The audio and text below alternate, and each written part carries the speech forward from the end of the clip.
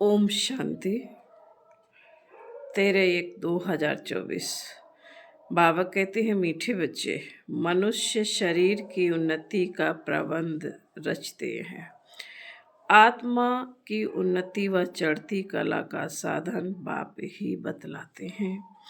यह बाप की ही रिस्पॉन्सिबिलिटी है।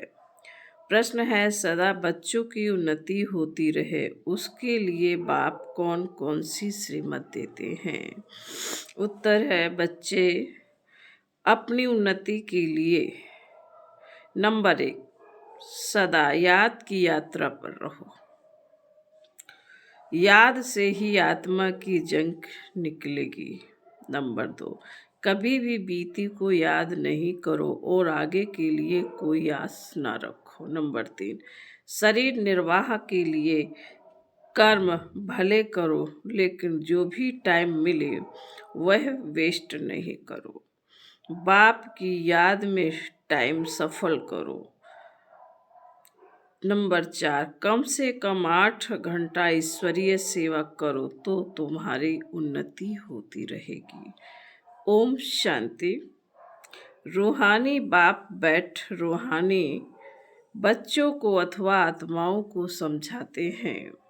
मनुष्य कहते हैं आत्मा की रिस्पॉन्सिबिलिटी है परमात्मा के ऊपर। वही सब आत्माओं की उन्नति और मन की शांति का रास्ता बताते हैं। आत्मा रहती है भ्रकुटी में सबसे न्यारी। अक्सर करके रोग होते हैं शरीर में, यहाँ भ्रकुटी में नहीं। भल सिर में दर्द पड़ेगा, परंतु जो आत्मा का तख्त है वहाँ कोई तकलीफ नहीं होगी, क्योंकि उस तख्त पर आत्मा विराजमान है। अब आत्मा की उन्नति अथवा शांति देने वाला सर्जन तो एक ही परमात्मा है। जब आत्मा की उन्नति हो तब आत्मा को हेल्थ वेल्थ भी मिले। शरीर को तो कितना भी करो उससे कोई उन्नति नहीं होगी। शरीर की कुछ न कुछ खिटपिट होती रहती है। आत्मा की उन्नति तो सिवाय बाप के कोई कर ना सके, और सब दुनिया में शरीर की उन्नति का प्रबंध रचते हैं। बाकी आत्मा की चढ़ती कला व उन्नति होती नहीं है। वह तो बाप ही सिखलाते हैं, सारा मदार आत्मा पर है। आत्मा ही 16 कला बनती है, फिर आत्मा ही बिल्कुल कला रहित हो जाती है। 16 कलाएं बनती हैं, फिर कला कम कैसे होती है, यह भी बाप ही समझाते हैं। बाप कहते हैं, सतयुग में तुमको बहुत सुख था, आत्मा चढ़ती कला में थी, और सत्संगों में आत्मा की उन्नति कैसे हो, यह बात नई समझाई जाती है। वह जिस्मानी नशे में रहते हैं, देह अभिमान है। बाप तुमको देही अभिमानी बनाते हैं। आत्मा जो तमो प्रधान बनी है, उनको सतो प्रधान बनाना है। यहाँ सब है रूहानी बातें, वहाँ है जिस्मानी बातें। सर्जन लोग एक हार्ट निकाल दूसरा डालते हैं, उनका आत्मा से कोई ताल्लुक नहीं है। आत्मा तो भ्रकुटी में रहती है, उनका ऑपरेशन आदि कुछ नहीं होता है। अच्छा, बाप समझाते हैं कि आत्मा की उन्नति तो एक ही बार होती है। आत्मा जब सतो प्रधान हो जाती है, तब आत्मा की उन्नति करने वाला बाप आता है। उनके बगैर किसी भी आत्मा की चढ़ती कला हो न सके। बाप कहते, यह छी तमो प्रधान आत्माएं मेरे पास आ न सके। तुम्हारे पास जब कोई आते हैं तो कहते हैं शांति कैसे मिले अथवा उन्नति कैसे हो, परंतु यह नहीं जानते कि उन्नति के बाद हम कहाँ जाएंगे, क्या होगा। पुकारते हैं पतित से पावन आओ, जीवन मुक्ति धाम में ले जाओ।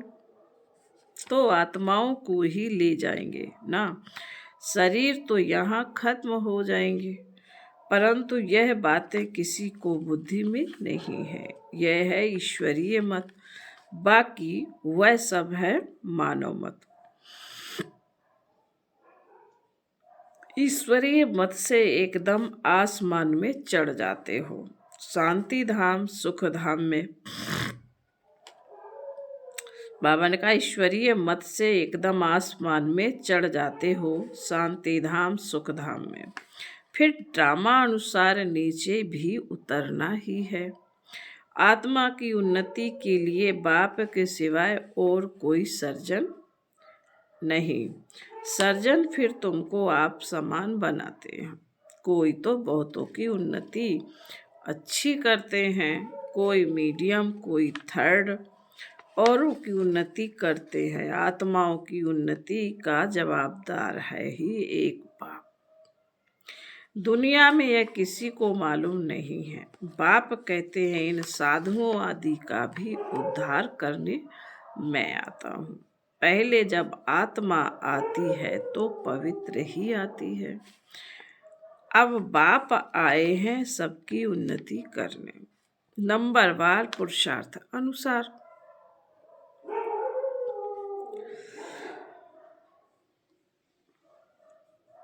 बाबा ने कहा नंबरवार पुरुषार्थ अनुसार तुम्हारी देखो कितनी उन्नति हो जाती है। वहाँ तुमको शरीर भी फर्स्ट क्लास मिलता है। बाप है ही अविनाशी सर्जन, वही आकर तुम्हारी उन्नति करते हैं। तो तुम ऊंचे ते ऊंच अपने स्वीट होम में चले जाएंगे। वो लोग मून पर जाते हैं। अविनाशी सर्जन तुमको उन्नति प्राप्त कराने के लिए कहते हैं मामेकम याद करो, तो विकर्म विनाश होंगे। बाप विश्व के बच्चों को लिबरेट करते हैं। जब तुम स्वर्ग में जाएंगे तब और सब शांति धाम में होंगे। बाप कितना वंडरफुल कार्य करते हैं, कमाल है बाप की। तब तो कहते हैं तुम्हारी गत मत तुम ही जानो। आत्मा में ही मत है, आत्मा अलग हो जाए तो मत मिल ना सके। ईश्वरीय मत से चढ़ती कला, मानव मत से उतरती कला। यह भी ड्रामा में नूंद है। वो लोग समझते हैं अभी स्वर्ग बन गया है, आगे चलकर मालूम पड़ेगा कि यह नरक है या वह स्वर्ग। भाषा के ऊपर कितना हंगामा करते हैं।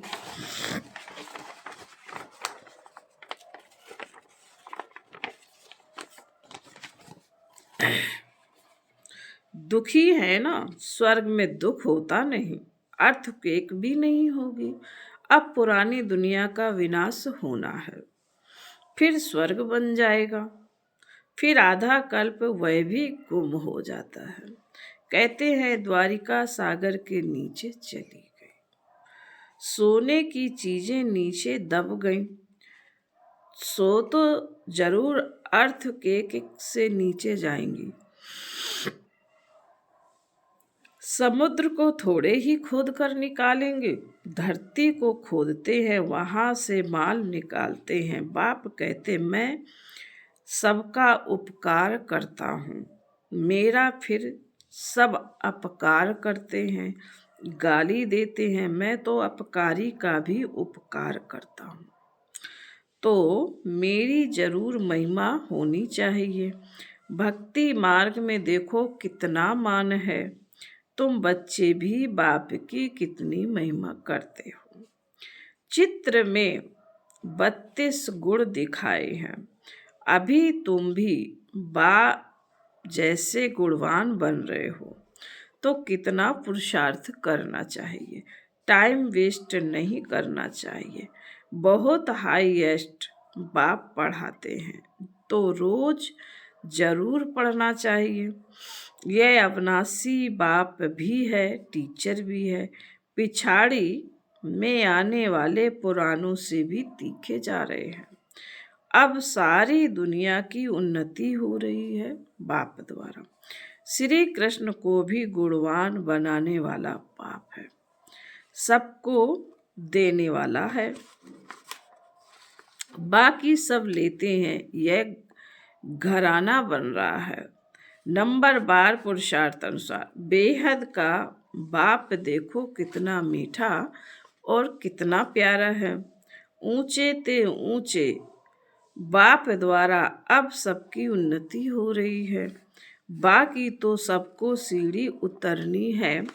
कमाल है बाप की, भल खाओ पियो सब कुछ करो, सिर्फ बाबा के गुण गाओ।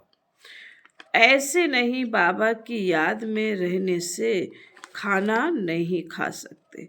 रात को फुर्सत बहुत मिलती है, 8 घंटा तो फुर्सत है।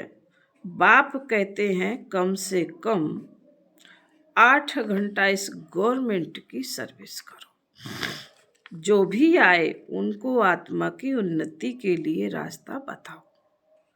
जीवन मुक्ति माना विश्व का मालिक और मुक्ति माना ब्रह्मांड का मालिक। ये समझाना तो सहज है ना, परंतु तकदीर में नहीं है तो तदबीर क्या कर सकेंगे। बाप समझाते हैं कि बाप की याद सिवाय आत्मा की जंक निकल नहीं सकती। बाप समझाते हैं कि बाप की याद सिवाय आत्मा की जंक निकल नहीं सकती। भल ज्ञान सारा दिन सुनाओ, परंतु आत्मा की उन्नति का उपाय याद के सिवाय और कोई नहीं है। बाप बच्चों को बहुत प्यार से रोज रोज समझाते हैं, परंतु अपनी उन्नति करते हैं व नहीं करते हैं वह हर एक खुद समझ सकते हैं। यह सिर्फ तुम नहीं सुनते हो, परंतु सब सेंटर्स वाले बच्चे सुनते हैं। यह टेप रखी है, यह भी अपने में आवाज भर कर जाती है सर्विस पर। यह बहुत सर्विस देती है।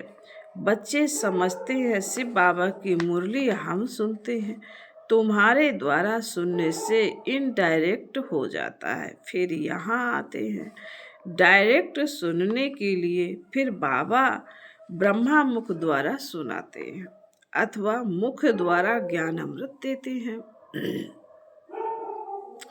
इस समय दुनिया तमो प्रधान हो गई है, तो उस पर ज्ञान की वर्षा चाहिए। वह पानी की वर्षा तो बहुत होती है, उस पानी से तो कोई पावन बन नहीं सकता।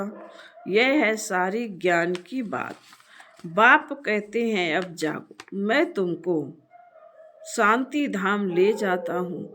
आत्मा की उन्नति भी इसमें है, बाकी सब है जिस्मानी बातें। रूहानी बातें सिर्फ तुम ही सुनते हो। पदमपति भाग्यशाली सिर्फ तुम ही बनते हो। बाप है गरीब निवाज, गरीब ही सुनते हैं। बाप कहते हैं अहिल्याओं गणिकाओं को भी समझाओ, सतयुग में ऐसी बातें नहीं होती। वह है बेहद का शिवालय, अब है बेहद का वैश्यालय, बिल्कुल ही तमो प्रधान है, इससे जास्ती मार्जन नहीं है। अब इस पतित दुनिया को चेंज होना है। भारत में राम राज्य और रावण राज्य होता है। जब अनेक धर्म हो जाते हैं तब अशांति हो जाती, लड़ाई तो लगती है ही रहती है। अब तो बहुत जोर से लड़ाई लगेगी, कहीं लड़ाई लग फिर बंद हो जाएगी, क्योंकि राजाई भी स्थापन हो, कर्मातीत अवस्था भी हो। अभी तो और कोई कह ना सके। वह अवस्था आएगी तो पढ़ाई पूरी हो जाएगी, फिर ट्रांसफर हो जाएंगे अपने पुरुषार्थ अनुसार। इस भंभोर को आग तो लगनी है, फटाफट विनाश हो जाएगा। उनको खूनी नाहेक खेल कहा जाता है। नाहेक सब मर जाएंगे, रक्त की नदियां बहेंगी, फिर घी दूध की नदियां बहेंगी, हाहाकार से जय जयकार होगी। बाकी सब अज्ञान निद्रा में सोते सोते ही खत्म हो जाएंगे। बड़ी युक्ति से स्थापना होती है, विघ्न भी पड़ेंगे, अत्याचार भी होंगे। अब माताओं द्वारा स्वर्ग का द्वार खुलता है तो पुरुष भी बहुत, परंतु माता जन्म देती है तो उनको पुरुष से इजाफा ज्यादा मिलता है। स्वर्ग में तो नंबरवार सब जाएंगे, कोई 2 जन्म मेल के भी बन सकते हैं। हिसाब किताब जो ड्रामा में नूंद है वही होता है। आत्मा की उन्नति होने से कितना फर्क पड़ जाता है।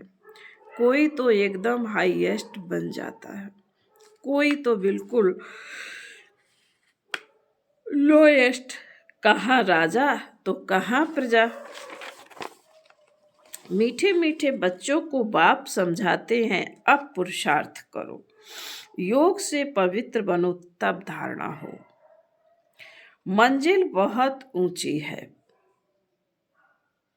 अपने को आत्मा समझ, बहुत प्यार से बाप को याद करना है।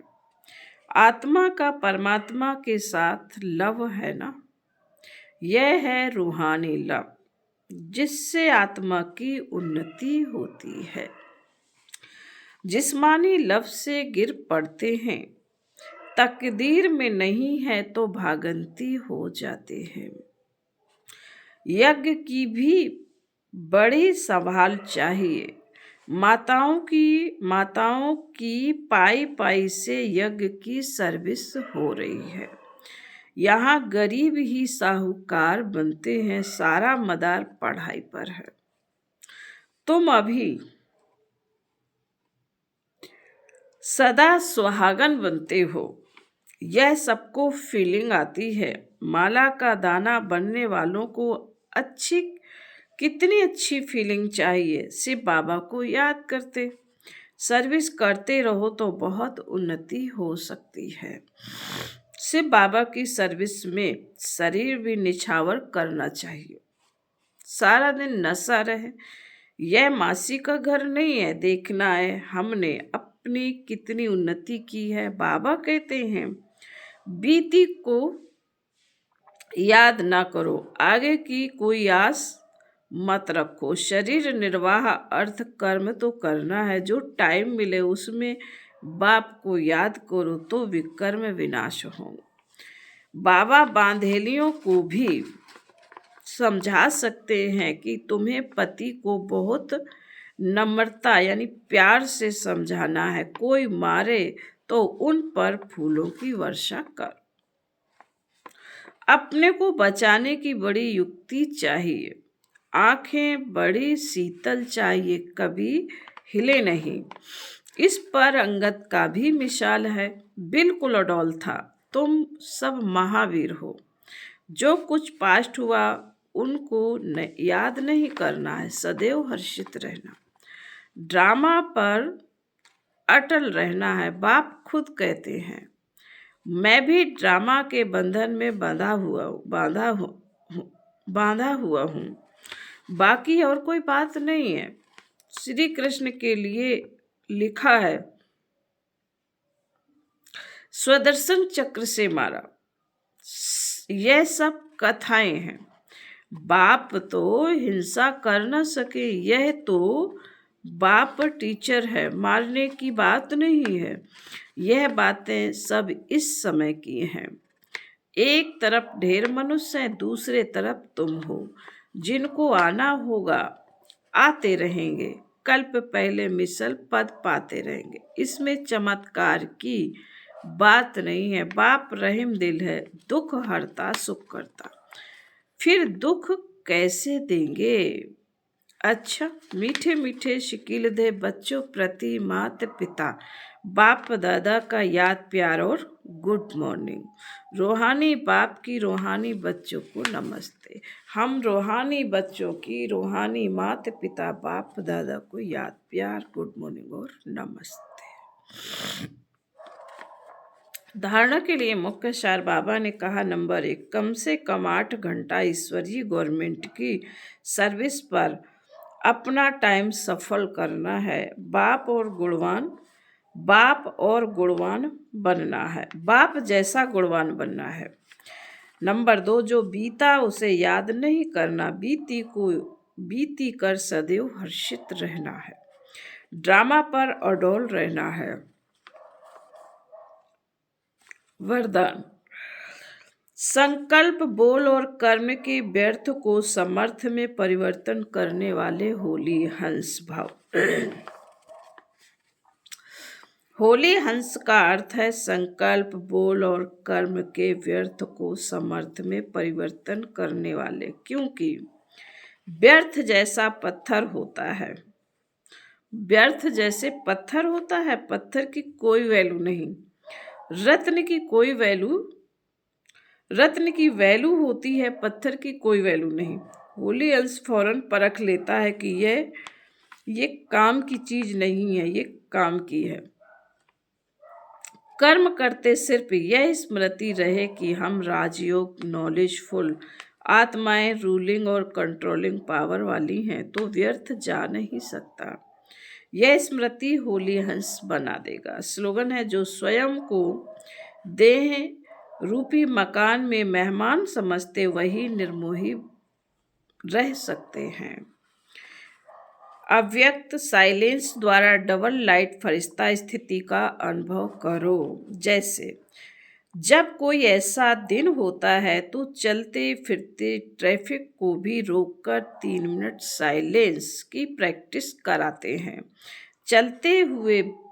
चलते हुए सभी कार्यों को स्टॉप कर लेते हैं। ऐसे आप भी कोई कार्य करते हो या बात करते हो तो बात बीच बीच में यह संकल्प की ट्रैफिक को स्टॉप करने का अभ्यास करो। 1 मिनट के लिए भी मन के संकल्पों को, चाहे शरीर द्वारा चलते हुए कर्म को, बीच में रोककर अपने फरिश्ते स्वरूप में स्थित हो जाओ। ओम शांति।